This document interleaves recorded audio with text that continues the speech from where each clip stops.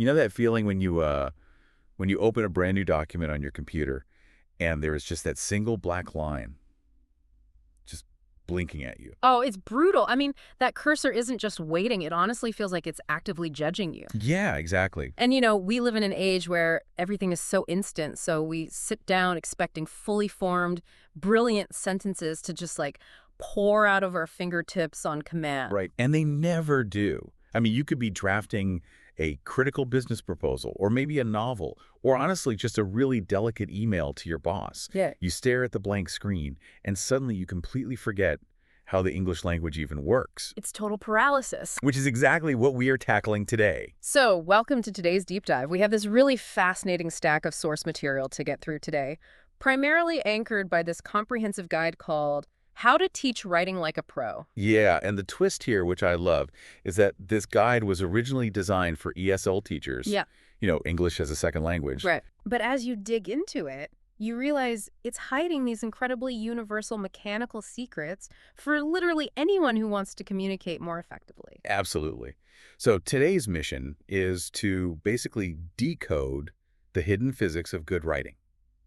We are taking the whole process completely apart to see how a fragmented thought actually becomes a clear sentence. And how that sentence builds into an undeniable argument, right? Exactly. We're going to figure out how to bypass that blinking cursor, explore the bizarre overlap between creative and academic writing, eliminate vague filler words, and ultimately use the writing process to bulletproof your own critical thinking.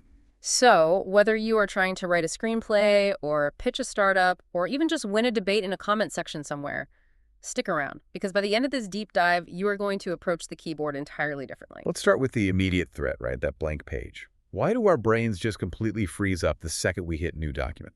Well, it's because we treat writing as a single action, and it's not. It is fundamentally a 5-step process. Okay, 5 steps. Yeah, you have pre-writing, organizing, writing, editing, and rewriting.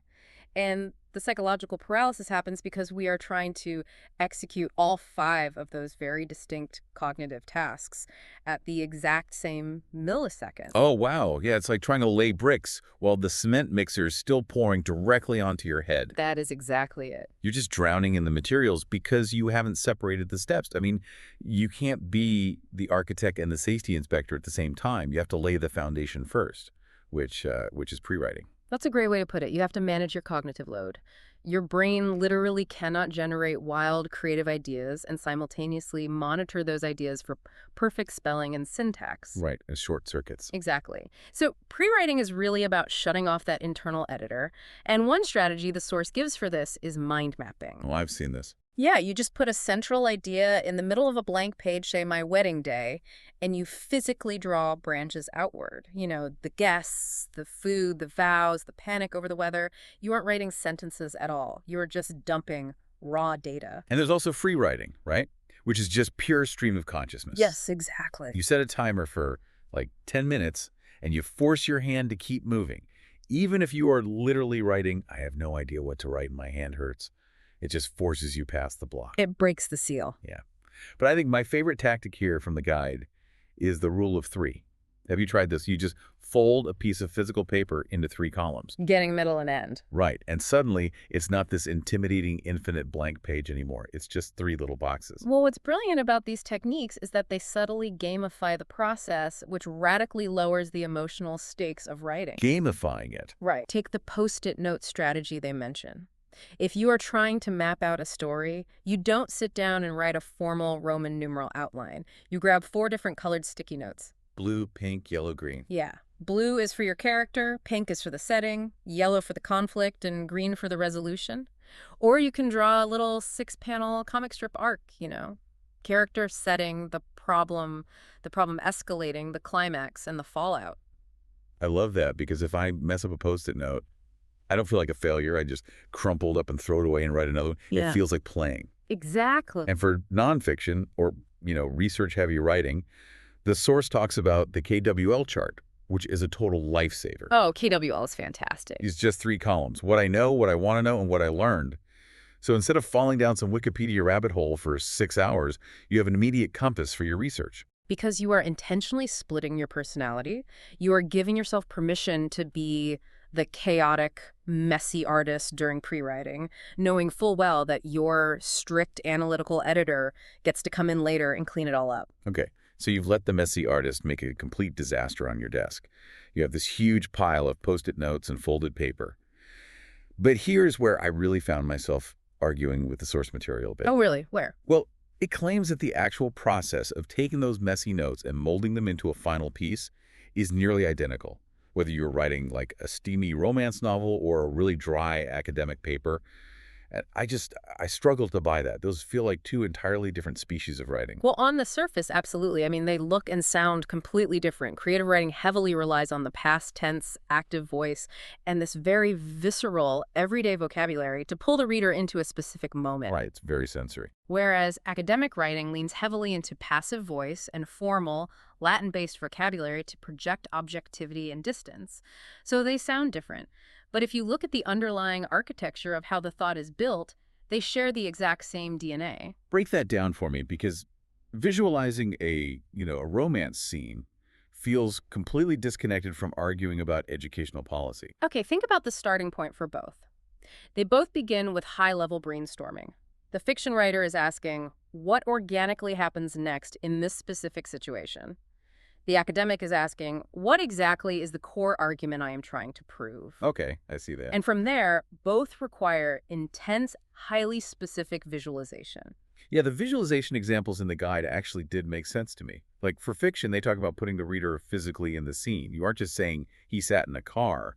You have to visualize feeling the cracked hot leather seats in a beat-up Cadillac belonging to a cellmate named Ray. Right, you have to smell the stale smoke. Exactly. Yeah. But for nonfiction, the visualization isn't sensory, it's structural. You have to visualize the logical stepping stones required to convince a skeptical reader that, say, basic decoding skills are essential in primary grades. You have to see the argument building block by block before you can even write it. Furthermore, both require exhaustive research to be believable. Even the romance novel. Oh, absolutely. A romance novelist setting a story in a Napa Valley winery has to research complex, real-world winemaking processes just to make the backdrop feel authentic, just as an academic must research peer-reviewed studies. That's a really good point. And once that research and visualization are done, both writers face the exact same hurdle, what the industry calls the dirty first draft. I love that phrase so much, the dirty first draft. Yeah. Because it just gives you permission for it to be terrible. It has to be terrible. Yeah. Because once it's on the page, the novelist and the academic rely on the exact same tool to fix it, which is the cut and paste function. Right. Writing isn't typing. It's construction work. You are brutally rearranging paragraphs, you're cutting whole pages and shifting the flow until the logic or the narrative finally clicks into place. All right, so we've built the house. The foundation is poured, the walls are up, but if the actual sentences inside that house put the reader into a coma, all that structural work is pretty much useless. Totally useless. Let's zoom in on the micromechanics. How do we fix a draft that just feels, well, boring? So the most common trap the source identifies is monotonous sentence structure. A lot of early drafts fall into a rhythm of purely simple sentences, subject, verb, object. I study at the university, I have many classmates, we read books. Exactly. It's entirely functional, but the human brain habituates to that rhythm rapidly and just checks out. It's like listening to a song that only plays one chord on the piano. Yeah. Technically, yes, it is music, but you want to turn it off after about 45 seconds. You need rhythm, you need variation. Which means a writer has to consciously weave in compound sentences connecting ideas with and or but, and complex sentences that use dependent clauses, like starting with because or although. It forces the reader's brain to stay engaged with the pacing. Right. But beyond the structure, we really have to look at the actual vocabulary. The material specifically targets what it calls taboo words. Taboo words? Yeah, these are vague, empty words like issue, society, thing, nice, or bad. Oh man, this is the plague of every middle management email I've ever received in my life. Hmm. We need to address the things impacting society. Like, what are you actually saying? Nothing. And that's the whole point. When a writer leans on vague filler like this is an issue for society, it is almost always a defense mechanism. A defense mechanism. How so? They are trying to mimic an authoritative academic register without actually committing to a specific falsifiable claim, because if you don't say anything specific, you can't be proven wrong. Wow. Okay, so how do you force specificity then? By mastering the difference between denotation and connotation. Let's unpack that. So denotation is the literal dictionary definition of a word. Connotation is the emotional, cultural, and historical baggage that the word drags into the room with it.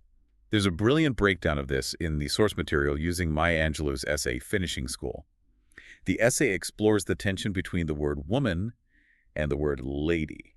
Right. If you just look in a dictionary, denotatively, they both basically just mean an adult female. Sure. But connotatively, they're entirely different universes. As Angelou's work highlights, learning to be a lady implies adhering to strict imposed rules. It implies propriety, corsets, manners, and it's heavily entangled with social class and racial expectations. While woman is just a biological reality, but lady is a societal construct. Exactly. And if you don't grasp that difference, you are going to write incredibly confusing tone-deaf sentences. Choosing the word with the exact right connotation is what elevates writing from just transferring data to actually manipulating how the reader feels. But, I mean, that level of precision only works if you actually understand who you are writing for, which introduces a massive variable, right? Yeah. Audience awareness, and how the internet has completely fractured that. Oh, entirely. Traditionally, the biggest hurdle in teaching writing was the captive audience problem. The teacher. Right. A student writes a lackluster essay because they know the only person reading it is a teacher who is contractually obligated to grade it. The stakes are basically zero. That's why peer review is so powerful, right? It makes Yes. the audience real. Yeah, You actually care if your colleague or your classmate thinks your argument makes no sense. exactly. But today, the audience is everywhere, and the rules of engagement have radically shifted due to texting and social media. The evolution of text speak is just fascinating to me. Hmm. The rules haven't disappeared, they've just mutated. Like, spelling is completely subjective now. You have LOL, GR8 dropping vowels entirely. And grammar in casual digital spaces has become wonderfully non-standard. Take the singular they in a text message or casual conversation. Using they to describe a single person of unknown gender is highly efficient and totally standard now. Right. But in formal academic writing, it is still largely flagged as unacceptable. We also see rampant subject dropping in texts. Instead of, I'm going to the store, it's just going to store. Well, because texts are a high-context environment. You already know who is talking. Yeah. And then you have emoticons and emojis, which are functioning as literal pictorial hieroglyphics, substituting for complex emotional syntax. It's a whole new language. It is. But this makes me wonder if the rules of language are evolving this rapidly, and texting is how we communicate. Like 95% of the time, why do we even bother holding on to the old, rigid academic rules? Because it ultimately comes down to respect. Understanding the boundary between casual textese and formal academic standards is about respecting the time, place, and intellectual needs of your audience. Texting prioritizes speed and efficiency. Formal writing prioritizes clarity and logic. And that ties into a very serious issue the source material raises regarding the hostile ranter. Ah, yes. The soapbox essay. We've all seen these online. We definitely have.